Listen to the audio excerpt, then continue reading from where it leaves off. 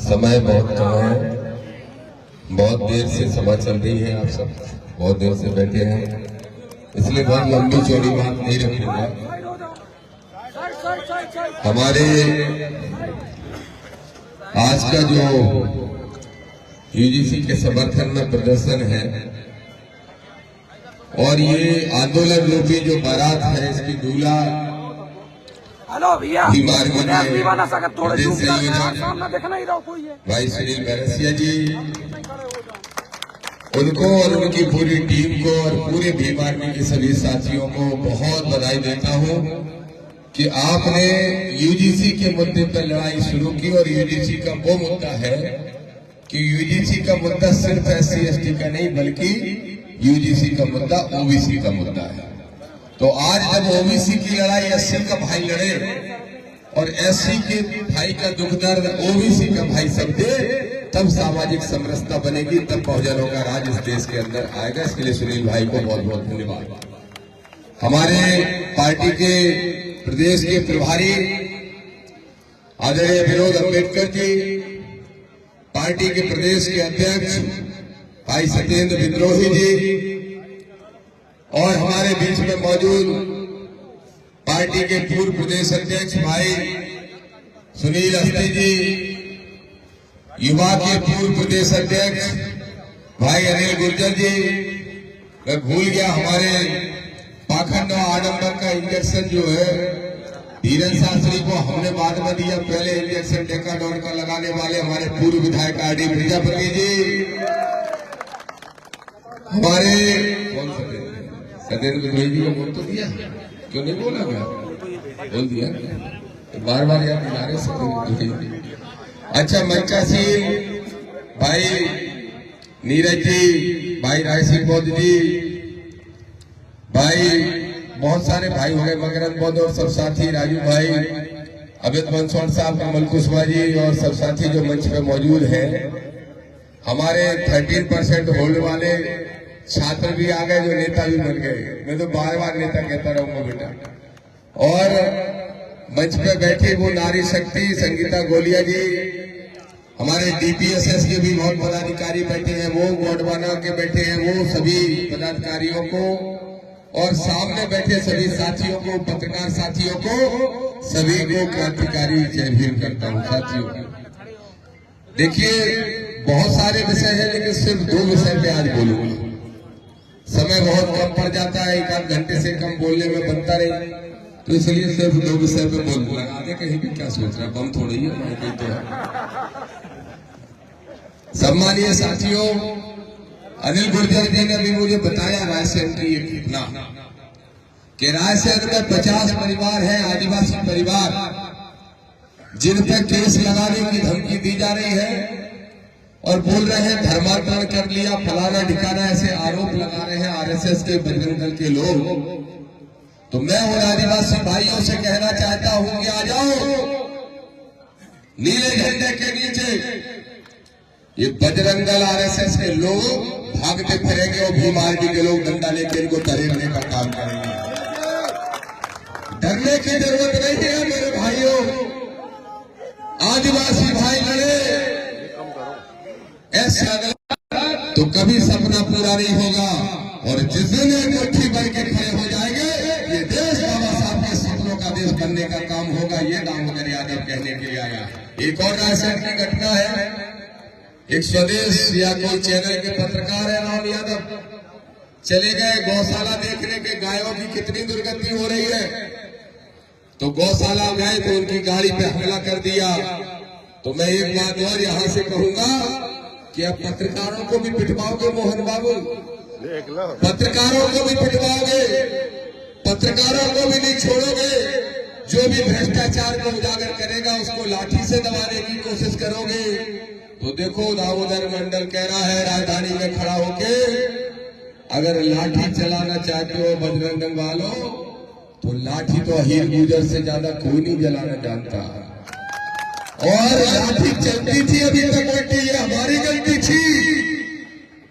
यादव की, गुर्जर की, दागी की, रावत की, कुर्मी की, लोधी की, कुशवाहा की, पाल की, केवट की, सैन की, मल्लार की, साहू की, ये पिछड़े वर्ग के के लोगों को होश आ गया, होश। इनको तुमने धर्म की भाग खिला रखी थी, हमने इनको संविधान की चाय पिला के इनका नशा फाड़ने का काम कर दिया। और जैसे ही पिछड़ों का नशा फटा तो बोले धीरेन्द्र शास्त्री को डंडे से मारेंगे और प्रदीप मिश्रा को लठ से मारने का काम करेंगे। अब ये पिछड़े वर्ग के लोग कह रहे हैं। मेरे भाइयों, मेरे साथियों, इस बात को समझ लो। चाहे आदिवासियों को धमकी दी जाए, चाहे पत्रकारों को मारा जाए, मुझे मालूम है कांग्रेस चुप रहेगी, क्योंकि इस कांग्रेस की हैसियत नहीं, इसकी औकात नहीं। ये दिग्विजय सिंह की गुलाम कांग्रेस, ये उसके बेटे जयवर्धन की गुलाम कांग्रेस, इनकी हैसियत हो न हो, लेकिन चंद्रशेखर आजाद और विनय रतन के एक सिपाही की हिम्मत है। आपकी लड़ाई हम लड़ेंगे, हमारा भाई बरसिया लड़ेगा। आओ मैदान में, आप भी मारने के तरह के तरह, आओ नीले झंडे के तरह। जो भी तुम्हारी तरफ आंख उठा के देखेगा उसकी आंखें निकालने का काम हम सब साथी मिलकर करेंगे। मेरे संविधानवादी साथियों, लोग कह रहे हैं दो ही विषय चुने आज हमने बोलने के लिए। एक विषय है नवग्रह मंदिर डबरा,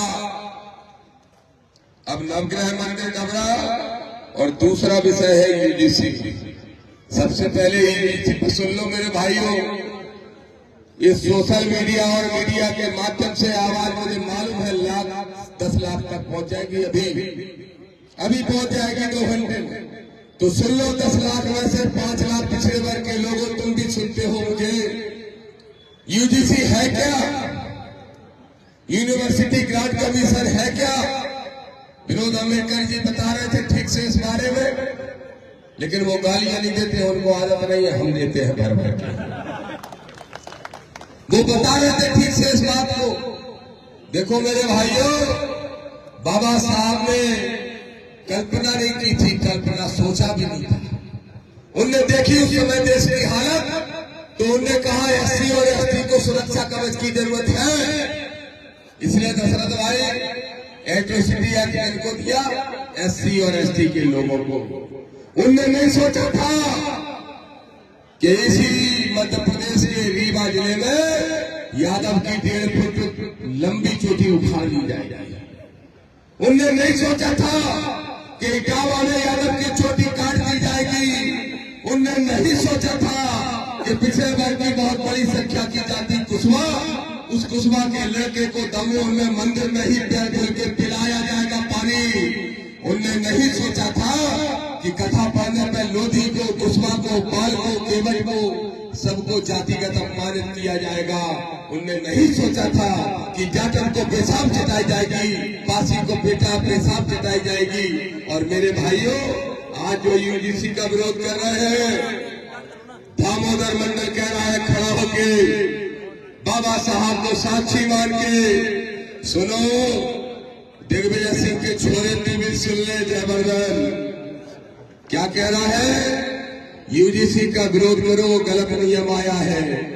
कर ले बेटा तू विरोध, जितनी ताकत हो तू विरोध कर ले, अपने बाप से करवा ले। 2028 में जब चुनाव आएगा तो ओबीसी और एससी एसटी के लोग तेरी जमानत जब्त कराने का काम करेंगे। बोलो करोगे कि नहीं? करोगे कि नहीं? मेरे भाइयों, ये जो यूजीसी है एक सुरक्षा कवच है। ये सुरक्षा कवच है ये हमारे उन बच्चों के लिए जो कॉलेज में पढ़ते हैं, यूनिवर्सिटी में पढ़ते हैं। जाति को देख के नंबर कम दिए जाते हैं, जाति को देख के रैगिंग की जाती है, जाति को देख के रोज पल पल पे उनका शोषण किया जाता है। और अगर एक नियम बन गया, एक कानून बन गया, मेरे रसिया जी कह रहे थे पहला ऐसा कानून है जो सरकार ने बनाया और हम समर्थन कर रहे हैं। देखो मेरे रसिया जी, ये आसान नहीं किया। 118% आपराधिक घटनाक्रम बढ़ गए थे और उसमें ओबीसी के लोगों पे भी हो रहे थे।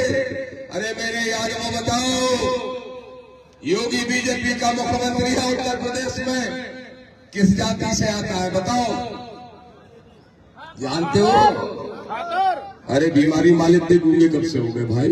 तुम्हारी आवाज के बारे तो मुख्यमंत्री पतलून गीली हो जाती है। बताओ किस जाति का है योगी?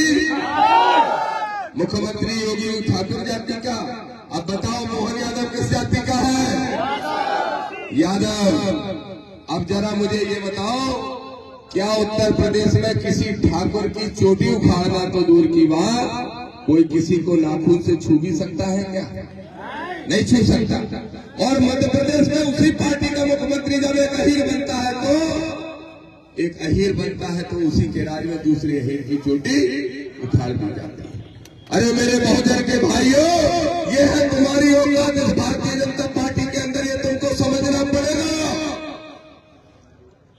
पहले कहते थे सनातनी है मोहन यादव, और आज जाके क्या कह रहे हैं? मोहन यादव जाओ जाके अपनी मोहन यादव भैंस चराएगा चराए, चलो मैं कह रहा हूं दामोदर यादव, हम तैयार हैं भैंस चराने को, हम चरा लेंगे। तेली तैयार है, तेल निकालने को निकाल लेगा।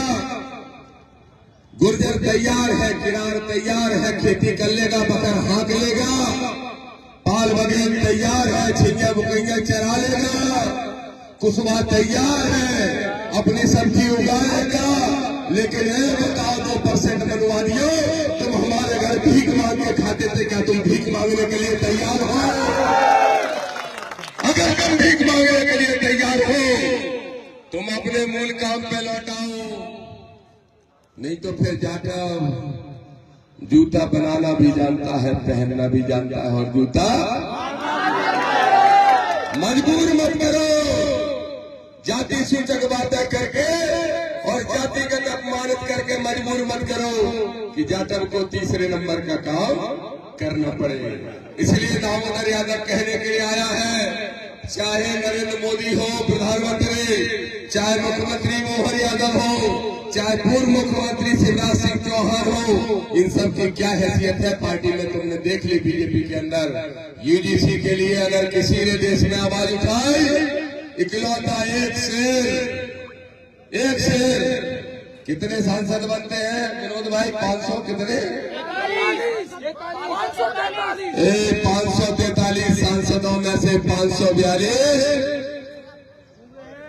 नहीं गूंगे हैं। संगीता गोलिया जी तैयार हो जाए, हमारी महिला टीम तैयार हो जाए, तो ढूंढ लो ये 540 सांसदों को चूड़ियां भेंट करके आओ, चूड़ियां। और एक सांसद जो बहुजनों का नेता है, एक सांसद जो दबे कुचलों की आवाज है, एक सांसद जो शोषित वंचितों की आवाज है। हमें गर्व है उस चंद्रशेखर आजाद पे, जिसने यूजीसी की लड़ाई लड़ने के लिए जंतर मंतर पर धरना देने का काम किया। मोहन यादव डंके की चोट पर आरक्षण दे रहे थे, कहाँ है तुम्हारा डंका?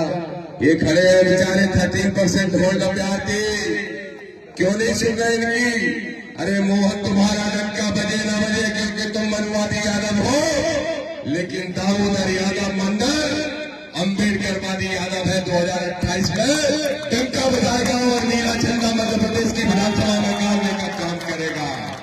अब एक और विषय, दूसरा विषय क्या है? नवग्रह मंदिर। क्यों मोदी साहब? नवग्रह मंदिर वैसे विषय तो ये आदि प्रजापति जी का है, लेकिन बोल देता हूं। देखो भाइयों, बड़ी दुखद खबर है। परसों नवग्रह मंदिर में कि कल ये परसों नवग्रह मंदिर में प्राण प्रतिष्ठा हो रही थी।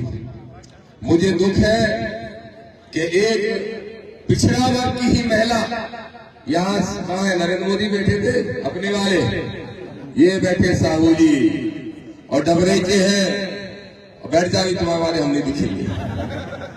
देखो, एक साहू समाज की महिला की वहां मौत हो गई, और साहू समाज की महिला की मौत हुई, और क्यों हुई? एक साड़ी और कलश के लालच में। अरे मेरे पिछड़े वर्ग के भाइयों, एक कलश के लालच में, एक साड़ी के लालच में तुमने अपनी जान गंवा दी। दामोदर यादव कह रहा है, बताओ नरोत्तम मिश्रा, मुझे मालूम है तुम्हारी औकात नहीं बची तुम्हारी पार्टी के अंदर, तो अब भगवा चोला पहन के दुकान चलाना चाहता है नरोत्तम मिश्रा। आज अपने 4 चमचों को बिठा लिया प्रेस कॉन्फ्रेंस कराने भोपाल में। वो कह रहे हैं जाने कौन सी समाज है, उसके प्रदेश अध्यक्ष कौन है, मैं तो जानते ही नहीं। बिल्ले हैं कुछ बिल्ले, बिल्ला जानते हो किसको बोलते हैं? कुछ बिल्ले हैं क्या कह रहे हैं, दामोदर यादव पागल हो गया, चंद्रशेखर रावण जहर है। बेटा, देश की 90% आबादी के लिए तो दामोदर पागल नहीं है, देश की 90% आबादी के लिए चंद्रशेखर जहर नहीं है। लेकिन सुन लो मनुवादियों, सुन लो मनुवादियों, तुम्हारे लिए दामोदर जहर भी है और तुम्हारे लिए दामोदर चंद्रशेखर जहर भी है। तुमने जितनी ताकत हो लगा लेना। नरोत्तम ने कहा मेरे ऊपर रोज हमला हो रहा है, जाओ रोको। अरे नरोत्तम, तूने भी कौन सी फौज उतारी दामोदर से लड़ने के लिए, जरा ढंग के उतार देता। नहीं है तेरे पास, नहीं होगी। क्या कह रहे, बोले प्राण प्रतिष्ठा। विधायक जी, प्राण प्रतिष्ठा कार्यक्रम का तो मतलब क्या होता है, प्राण डालते हैं, प्राण। क्यों सत्येंद्र विद्रोही जी, प्राण डालने का प्रक्रिया जानते हो? जानता है कोई इस धरती पे? कुछ ऐसे नालायक लोग हैं, मूर्ति बनवाएंगे जाटव से, प्रजापति से, मंदिर जाटव से, पिछड़े वर्ग के लोगों से सीढ़ियां भी बनवाएंगे, सीमेंट भी मंगवाएंगे और बाद में उसमें एक मूर्ति रख के कहेंगे प्राण प्रतिष्ठा हम करेंगे। अरे नालायको, इतनी ही प्राण प्रतिष्ठा करनी आती है तो हमारे जो साहू समाज की महिला मर गई उसके शरीर में प्राण डाल देते तो मान जाते कि तुम्हें प्राण प्रतिष्ठा करना आती है। प्राण प्रतिष्ठा के लिए बुलाया और प्राण ले लिए। ये है इस मनुवाद की असलियत। इसके खिलाफ लड़ेंगे। वो जमीन है शुगर मिल की, और शुगर मिल की जमीन जिस पर किसानों का करोड़ों रुपया बकाया है, वो जमीन वापस भी लेंगे, किसानों में बंटवाएंगे भी। और सुन लो नरोत्तम मिश्रा, दामोदर यादव ने मोहन यादव से मांग की है, सुन लो मोहन, डबरा के नवग्रह मंदिर की बिल्डिंग खाली कराओ। नहीं चाहिए ऐसे ग्रह जो साहू को मार रहे। मार देते किसी ऐसे को तो समझ में आता जो मनुवादी होता। किसको मार रहे? साहू समाज के लोगों को, पिछड़े वर्ग के लोगों को। नहीं चाहिए ऐसे नवग्रह, उनको उठा के जा ले जाना है ले जाओ। और डबरा की यूनिवर्सिटी, डबरा के मंदिर के अंदर हमारे बच्चों की पढ़ाई के लिए यूनिवर्सिटी खोलने का काम करो। बोलो तैयार हो गए? तैयार हो? ये नाम यहाँ से चालू होना चाहिए अगर तो रोक लो। बहुत मंदिर मंदिर की राजनीति करके अयोध्या जाते थे, अब हम जाएंगे डबरा कि मंदिर खाली करो और उसमें यूनिवर्सिटी खोलने का काम करो। बोलो अनिल गुर्जर जी तैयार हो? लो हिर गुर्जर तैयार तो बैठे भैया, और का प्रॉब्लम हो गए, सब में तो तैयार बैठे। मेरे भाइयों, बड़ी साफ तौर पे बात कह के 1 मिनट में अपनी बात समाप्त करूंगा। अब हमें चलना है सीएम हाउस। संकल्प यात्रा के दूसरे चरण की शुरुआत वर्षों से हो रही है। तो जो मंच पे नेता लोग बैठे हैं पार्टी के, वो तो है, सबको रुकना है। जितने लोग रुकना चाहे, बरसिया जी मुझे बता देना, जितने साथी रुकना चाहे परसों यात्रा की शुरुआत के लिए, सबकी सारी व्यवस्थाएं खाने पीने की हो जाएंगी। और अपन तो चाहे सो जाते हैं, चाहे इधर खा लेते हैं। अपन किसान के बच्चे हैं, मजदूर बच्चे हैं, अपन को कोई दिक्कत नहीं है। परसों से यात्रा शुरू करेंगे और जाएंगे दिग्विजय सिंह के राधोगढ़, देखेंगे उसके किले में कितनी ईंटें लगी हैं और किनमें लगाई हैं। हमारे पुरखों से फ्री में चाबुक की दम पे काम कराने वाले राजाओं की एक एक ईंटें निकालेंगे और इनको वही भेजने का काम करेंगे जहां से ये मनुवादी आए हैं। तो इसलिए तैयार हो जाओ। अब हम सब चलेंगे सीएम के यहाँ घेराव करने। खड़े हो जाओ सारे साथियों, खड़े हो जाओ, अपनी जगह खड़े रहो। सुनो मेरी बात और सुन लो, ध्यान से सुन लो। अपनी बात में जगह खड़े रहो, एक बात ध्यान से सुन लो। सारे लोगों के पास गमछा है, गमछा। हमारे भाई सुनील बरसिया जी ने कहा, सुनो इसको फॉलो करो। सारे लोगों के पास गमछा है। ये माइक निकालो, ये निकालो, लो पकड़ो ये माइक। राजू भाई, राजू भाई पकड़ना माइक।